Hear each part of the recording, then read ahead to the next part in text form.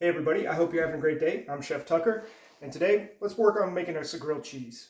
So grilled cheese is kind of an old hat, old fare, everybody kind of knows how to do it, but for those in the back, let's go ahead and get started on that and plus on kind of like a grilled cheese. It's a rainy day out, so can't think of much better use for it. All right, so there's three main components to a grilled cheese. You've got your fat on the outside, your bread next, and then cheese. Now, what fat and what bread and what cheese is all incredibly variable. You can make whatever kind you want.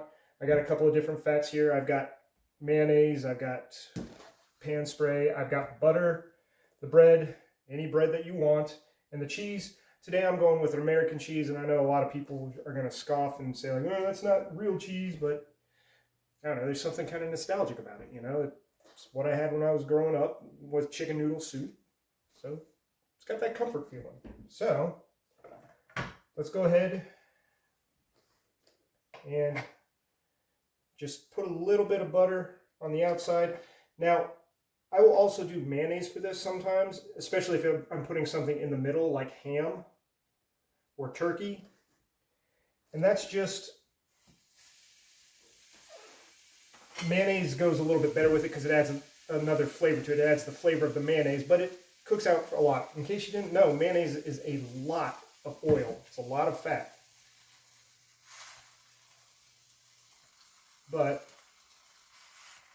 just put it on a medium heat. You don't want it to be too hot, and you don't want to put too much cheese in the middle, because if you put too much cheese in the middle or it's too hot, you'll get the same scenario each time. The outside will get crispy and sometimes burnt, and then the inside will still be full of clumpy cheese that you're really not going to do anything with. You're not going to get that nice, beautiful, melty gooiness to it. So, like I said, just on a medium heat, and all we're looking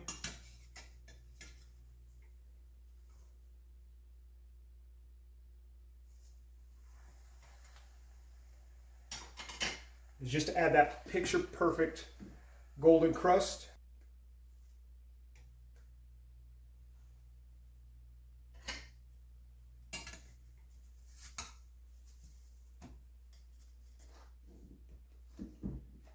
Now, like I said, you're trying to get a nice, beautiful crust on the outside. It can go a little bit darker than that, but we're just going to flip it back and forth a couple of times just so it doesn't cook too much on one side, so the heat still transfers into the cheese, but it doesn't stick too much on the outside. If you got a little bit lower heat, then you won't have to worry about it quite as much. It'll just all kind of cook through. But I'm trying to make this short so everybody can see real quick, and I'm not wasting too much people's time on a grilled cheese sandwich. But like I said, just flip it back and forth. Now, like I said, with a grilled cheese, a lot of times I will use mayonnaise, but usually only if I'm adding something to it, something in the middle like a tomato or, like I said, lunch meat cuts or anything like that, because it's going to add something to it so it makes it more like a ham sandwich, you know what I mean? But with butter is a very neutral flavor for this, other than, you know, the flavor being delicious. So that's what I'm looking for, is just for the flavor of the cheese with the bread and a little bit of that buttery goodness to come through. I use vegetable spray every once in a while, but it really depends. It's not the best to use just because it doesn't coat the bread like I would like it. But if you're in a pinch, I mean, any port in a storm, you know what I mean?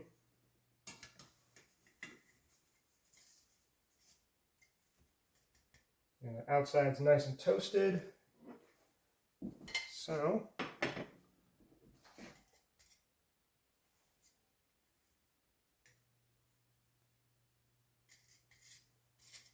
only got another minute or so, maybe less.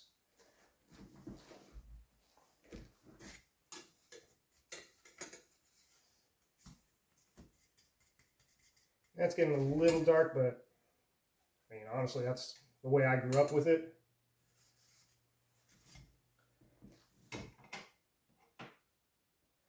All right, so let's take a look and see what we got.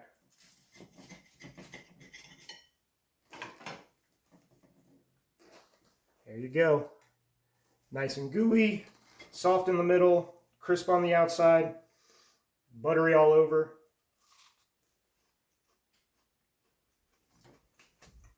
That's great. Well, I hope you guys found this interesting, at least, if not educational. Like, follow, subscribe, share, all that good stuff, and have fun cooking.